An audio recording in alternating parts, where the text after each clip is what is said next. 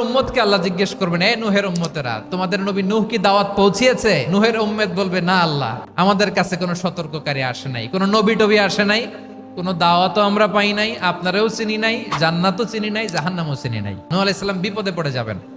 তখন আল্লাহ বলবেন, নূহ তুমি বললা পৌঁছিয়েছো, তোমার উম্মত বলে কিছু পায় নাই। নূহ তোমার কি কোনো সাক্ষী আছে? নূহ আলাইহিস সালাম বলবেন, আছে। কে?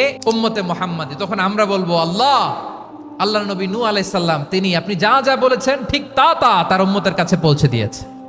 এবার নূহের উম্মতের সাথে আমাদের ঝগড়া লাগবে। তারা বলবে, তোমরা আসছো আমাদের হাজার হাজার বছর পরে, তোমরা কি করে জানলা? তোমাদের সাক্ষী ধর্তব্য হবে না?